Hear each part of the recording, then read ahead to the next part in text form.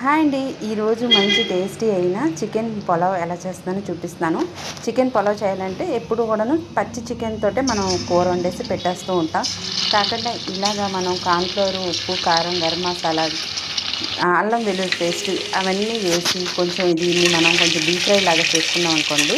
నేను ఆయిల్ కొంచెం తక్కువ వేసాను. కొంచెం టైం పట్టినా కూడాను బాగా క్రిస్పీగా ఫ్రై చేసుకున్నాను. ఇలా ఫ్రై చేసుకొని వీటితో మనం చికెన్ పులావ్ కానీ చికెన్ బిర్యానీ కానీ చేస్తే సూపర్గా ఉంటుంది. ముక్క అనేది చాలా టేస్ట్గా ఉంటుంది. మనం ఇంకా బిర్యానీ ఎలా చేస్తామో సేమ్ అదే గరం మసాలా అన్నీ వేసేసాను. ఉల్లిపాయలు, జీడిపప్పు, అల్లం వెల్లుల్లి పేస్ట్ ఇవన్నీ వేసేసి కొంచెం 3 పచ్చిమిరపకాయలు కూడా వేసాను. ఇవన్నీ వేసి ఫ్రై చేసుకున్నాను.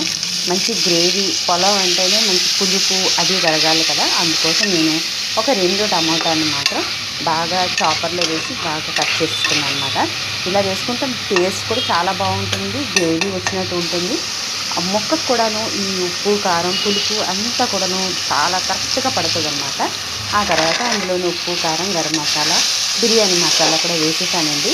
ఆ తర్వాత ఫ్రై చేసుకున్నాను. ఈ చికెన్ పీసెస్ కూడాను వేసుకున్నాను. దీనికి నేను 1 గ్లాస్ బియ్యాన్ని అయితే తీసుకున్నాను. నానబెట్టాను ఒక అరగంట వరకు. ఆ తర్వాత దీన్ని 2 గ్లాసుల నీళ్ళు అయితే వేశాను. ఇది మామూలు సోనా మసూరి బియ్యం, అందుకోసమని నేను 2 గ్లాసులు అయితే వేశాను. ఈ తర్వాత ఉప్పు వేసి బాగా కలిపేసుకున్నాను. బియ్యం అనేది వేసాను. నీళ్ళు బాగా మరిగినప్పుడు మాత్రమే బియ్యం వేసానండి. ఇంకా విజిల్ అంటారా, మా బియ్యంకి అయితే 3 విజిల్స్ అయితే నేను పెట్టానండి. ఈ బియ్యం ఉడకడానికి ఇలా టైం పడుతుంది. ఇంకా చూస్తే పొడి పొడిలాడే చికెన్ పులావ్ అయితే చాలా బాగుంది అండి.